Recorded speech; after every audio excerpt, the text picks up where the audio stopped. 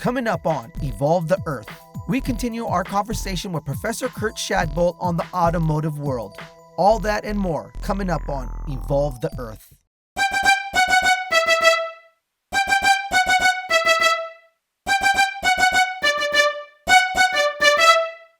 What advancements in battery technology are influencing the efficiency and range of electric vehicles? That's been big. So one of the biggest mass-produced EVs that we see on the road, now it's a Tesla, but early on it was a Leaf. Okay. And the Leaf was, for its time, incredibly advanced, especially in the battery technologies. Sure. But it was a historical battery. It didn't like it really hot. Yeah. They didn't maintain the temperature on it very well, and its range was kind of limited, and it would die off over time through use and cycles. But as we've advanced technologies in the battery cell itself, so we say lithium-ion battery. Right. There's a million different types of lithium-ion battery, not sizes, but the chemical makeup inside. Think of it as the secret sauce. Okay. Different manufacturers can have a slightly different secret sauce and make that battery better in the heat, better in the cold, charge a little faster, have more longevity, have more energy. So there's a lot of different ways that lithium-ion battery could evolve within itself. Right. And some of that's also different types of materials that go into it. The downside that we have with a lithium-ion battery today is through charging and discharging. As we put electricity in and we draw electricity out,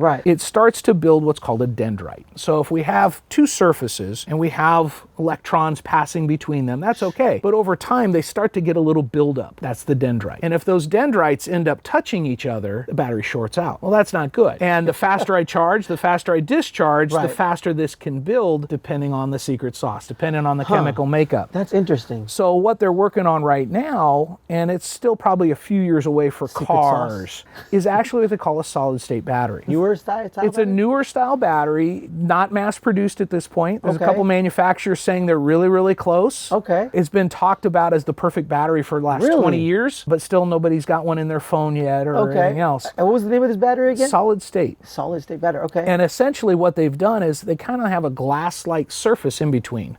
So now no more dendrites can build. It allows me to charge it really, really fast, to discharge it really, really fast, to have an infinite number of cycles, to have lower temperatures. So all the things that are bad for a battery, it can resolve. Oh, with cold and hot temperatures. Interesting. So with charging it, should you charge your electric vehicle full or should you wait like 80%, 85? I'm not sure. I hear it's like it shouldn't go all the way to 100%. Application specific. Application specific. So, like we said, those lithium-ion batteries aren't all the same. So there are some types, lithium iron phosphate, which has iron in it, and it's a battery that Tesla uses in some of their cars. They want that to charge to 100% every now and then. Oh, really? Because of how the battery gets managed. Oh, okay. So on an electric car or even in a hybrid, even in your cell phone, we don't just dump electricity in it. We have to balance it. Okay. If we've got 3 cells in there, they all need to be at the same state of charge. If one's high, one's low, that battery won't work right. So I've got to balance it. So every now and then with that particular type of battery, I need to bring it to 100% so that the computers can manage that battery correctly. So they want you to charge it to 100% a couple of times a week. But in most cases for daily driving, they only want you to go to 80%. Yeah, that's what I heard. And does it affect the gas if you're using like air conditioning or heater or something like that? One of the things with electric cars specifically, hybrids to some extent, once that car is on, what we call ready to drive. Vroom, vroom. No sound though. Oh, it's electric. Never mind. Let's take that back. So edit. But what it does is once that car's ready, it's ready to go. And at that point, the entire vehicle is operating on that high voltage battery. Wow, that's interesting. So anything I'm using reduces range. Yeah, for sure. And the heaters by nature, they reduce it the most. Oh, okay. Air conditioning, not as bad, but the heaters reduce it the most. And there's some newer technologies that we use called a heat pump, which is in a sense an air conditioning system that runs backwards. That uses less energy than an electric heater did. So we've done improvements there. You're also seeing a lot of the new cars in general, but especially EVs, heated steering wheels, heated seats, things like that. Heated steering wheels? Oh yeah. What? Because if I make your hands warm, I make your butt warm. I'm gonna go take a nap. You get your temperature in the car can be lower, but you still feel warm because of the contact surfaces. Oh, interesting. Okay. And we can actually change, if you're the only person in the car, there's settings you can go in and it just creates an envelope around you of the temperature you like. It might be a lot colder or a lot hotter water in the back seat, but Interesting. there's nobody there. Yeah, right. So okay. there's a lot more functionality, a lot more control happening Wow. to optimize efficiency. That's the future. I know I jumped extra It's all question good. there too. Can you discuss the environmental impact of manufacturing and disposing of electric vehicle batteries? I think we did talk Yeah. about that earlier, A but little I don't bit, know yeah. about electric vehicle So, batteries. like I said, when it comes to the car, short the engine, the gas tank, or an electric car, the battery and the motors, Yeah. everything's equal. It's the panels, metal or steel or aluminum panels or plastic panels and rubbers and all that kind of stuff. That's all unequal. When we talk about an EV specifically, again, most of the stuff is, like in the case of a battery, Right. it's going to be a second life. It's going to be redone to something else versus taken apart. Right. But they can. So when it comes to, an electric motor, we've got permanent earth magnets in there that can be reused. Recycled. We've got copper, recycled. We can break them completely down to their core things and reuse them.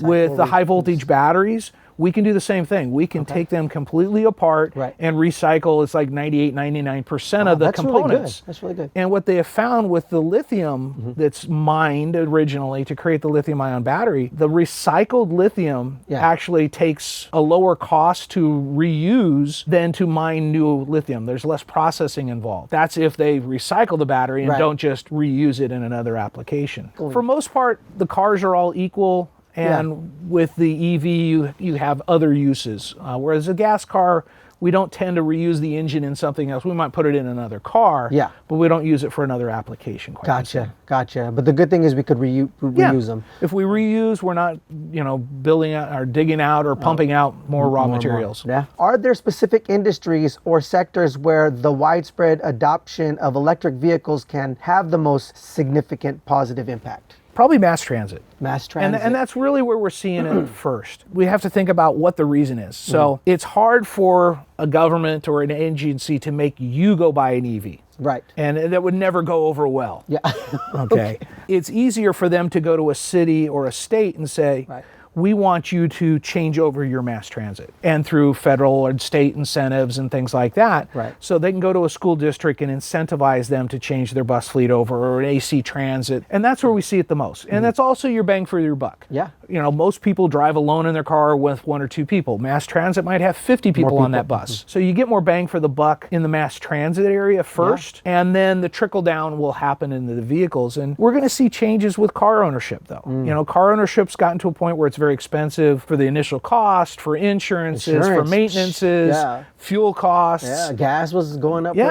But you also have the ability of where you're going to park it at. If you're in San Francisco or in New York, a lot of people don't own vehicles there. They might rent a vehicle on the weekend, or they'll use the Ubers and the taxis and stuff. So most of the major car manufacturers already own portions of, the Ubers, and some of them have their own vehicle loaner fleet. And I don't want to say rental car, but some of these city car things where you're a membership and you go use the car as you like. So there's a lot of manufacturers that already owns as part of those things, because they're looking at, the reality is as we go forward, individuals will probably buy less cars, but there'll be more cars in that public fleet capability. And as autonomous comes in, well, now I can have a parking lot where cars are being charged and they're just sitting. And then you dial up your Uber or whatever app, and that car comes and gets you and takes you where you want to go, drops you off, and it goes to the next staging area, or it picks up the next person. Smart cars. Or even better yet, you want to make dinner reservations.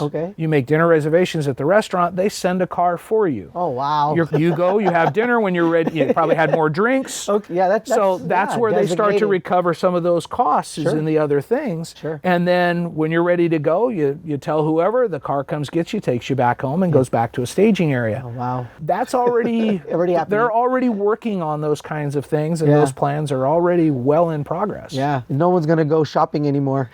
Or, sleep on the way to work. That's take me to work, car. Yeah, that's a good thing, especially in traffic. You get tired a little bit. Can you explain the role of electric vehicles in the transition to to sustainable and clean transportation systems. If I'm not burning something, we touched that's on better. That. Yeah. And that's really the big piece of it, whether it's an EV, whether it's a car, a boat, train, whatever. If I can reduce emissions, I'm helping that. And the cars give people that capability. And for most people, they've done the surveys, and most people drive less than 60 miles a day. Oh, wow. In 60 miles a day, an electric car, you could recharge that at home for a couple of dollars. Yeah. If that. And in many cases, you don't have to do anything extra to your house. Depending on the type of charging you're doing, you can plug into the regular 110 socket in your wall. And if you're doing 20, 30, 40 miles of driving a day, you'll probably recover that. You get home at 5 or 6 and you leave at 6 or 7 in the morning, you've probably recovered your daily drive, plugged into the 110 at home, paying 16 to 17 cents a kilowatt. Yeah. You're not needing a big supercharger or anything like that. Sure. If you've gone to a 240, like a dryer type plug in the garage, cut that time into 3 or 4 hours instead of 8 or 10 hours. Yeah, faster. The concern people have with range anxiety and things like that. Imagine being able to go to work every day with 3/4 of a tank of gas and you never went to the gas station. Jeez. You just plug in the car at night. Yeah.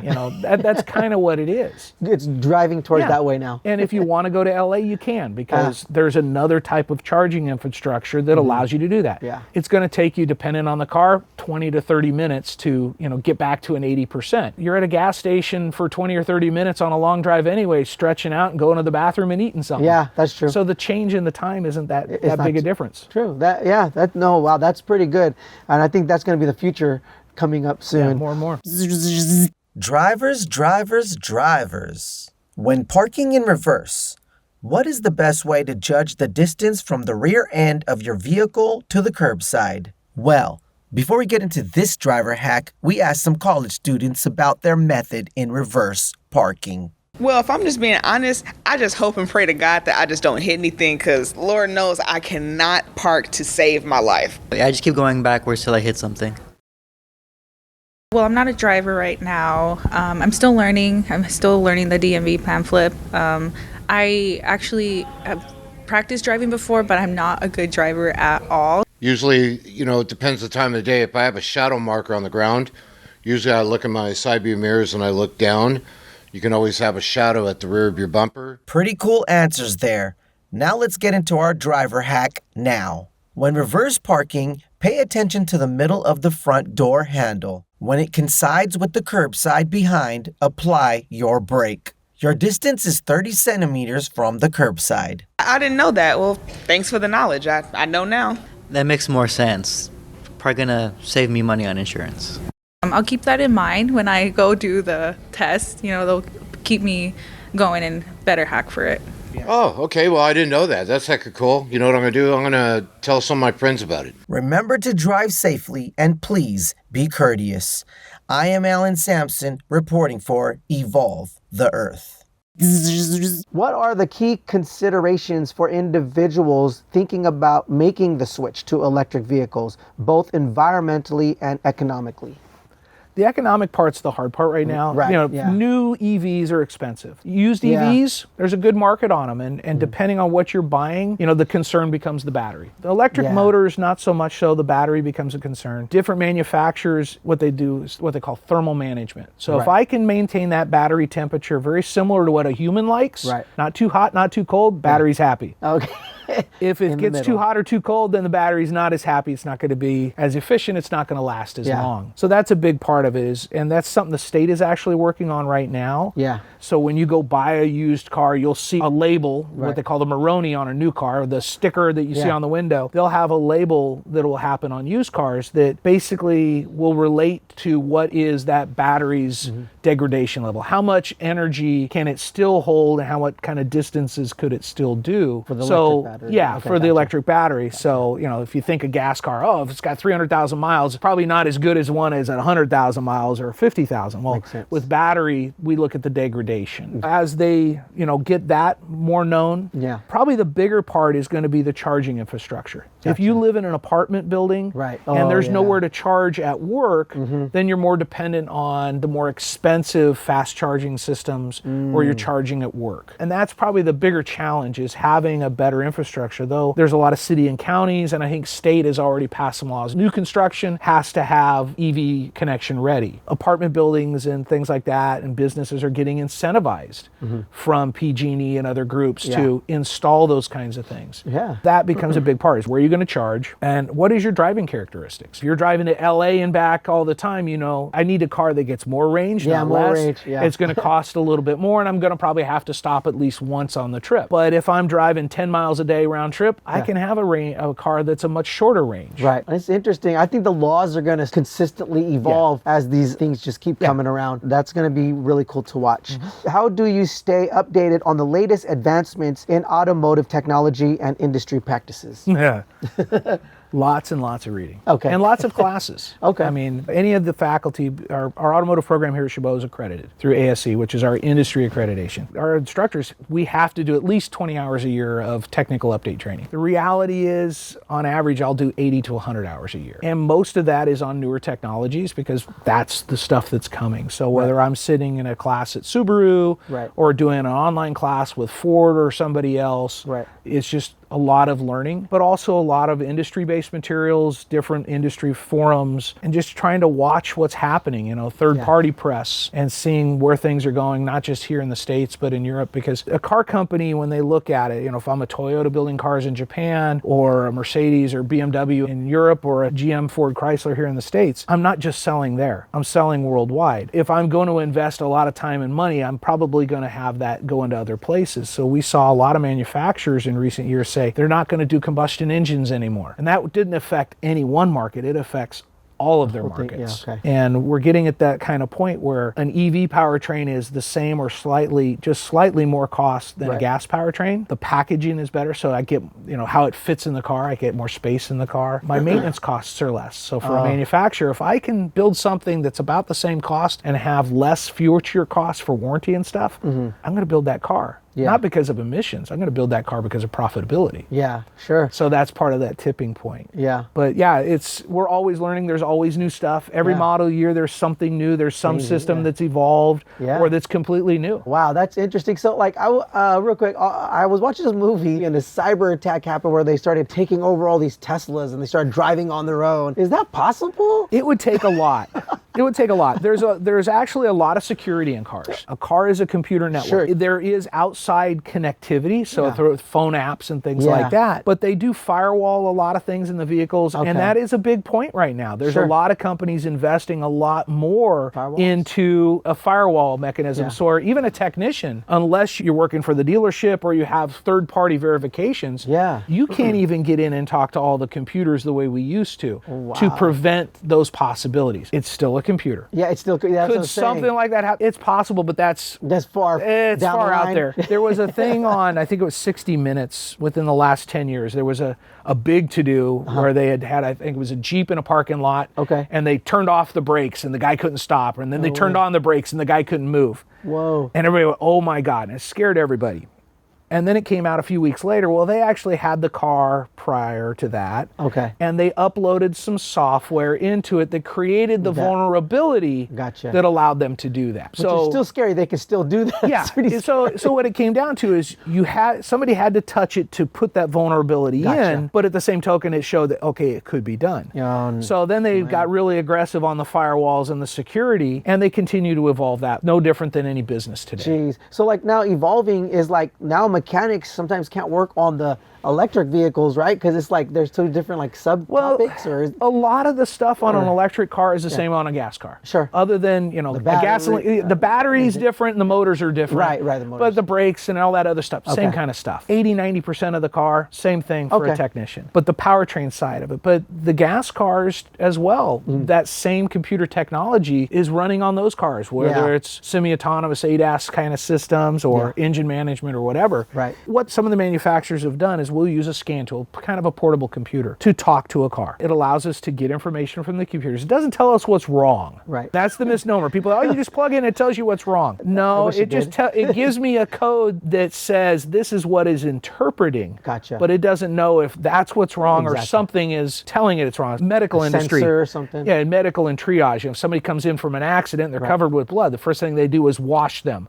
and find what's bleeding the most and work on that first. Makes sense. Same idea with a car. Okay. It comes in, this is bleeding the most. Well, what's causing that? And we have to go through those diagnostic steps. So we can see that fault code even on the newer cars, but I might not be able to go deeper than that. I might not be able to update software or have what's called bidirectional communication where I can tell the car to do something. I can roll the windows up with the car, roll them down when I'm connected to it. Wow, that's the future. I would love to get you on a future time when these electrical vehicles start getting more enhanced. It's been doing that stuff for 20 years. I look forward to like actually getting electric vehicle. Drive them, and that's probably the biggest experience. Is the first thing you notice when you drive an electric car is just the acceleration. Torque is just like instantaneous. It instantly shoves you into the seat. The next thing people notice is sound. It's quiet. You hear the cars around you. You hear the tires. It's a different driving experience from a physical standpoint as well. Okay. People don't realize with a gasoline car, we have vibrations through the car. There's not just the road vibrations, but the powertrain itself. The physical feel of the vehicle is different because I don't have rotating components and mass and things like that the same. So it's a very different environment. Oh man, but we're headed into that environment. Aggressively. Yeah, aggressively. Aggressively.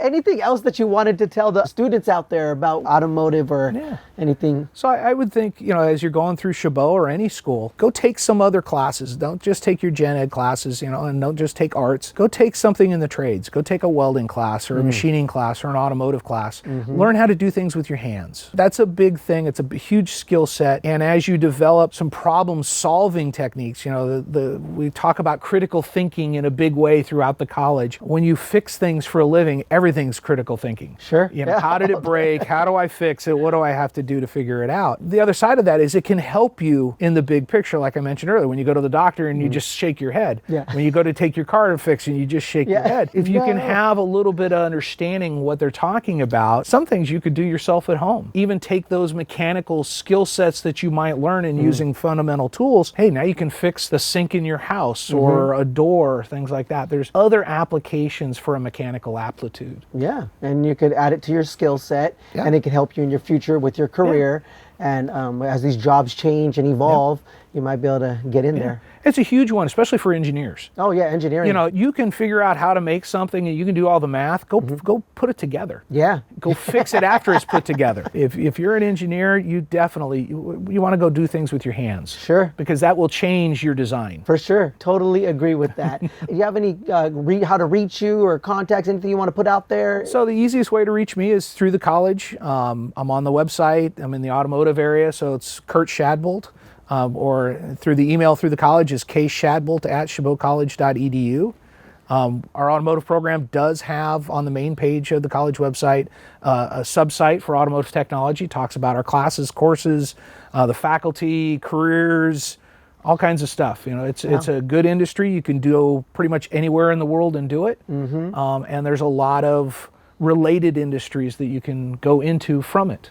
Yeah, hands-on experience right here. Yes. Well, I would like to thank you for coming by and sharing all this wonderful knowledge about automotive department and electric vehicles. I learned a lot today, and I would like to maybe get you in a future episode, and as these electric things evolve, maybe we could tap into some of those, new technologies and terms and stuff that's going on. Thanks for having me. All right. You are tuned in to Evolve the Earth Talk Show podcast. Like, follow, and subscribe on all platforms at ETE Talk Show. Leave a comment about any subjects you would like us to discuss or questions that we can answer during our show. Thank you, world. Your time is highly appreciated. I am your host, Alan Sampson. See you all on the next show.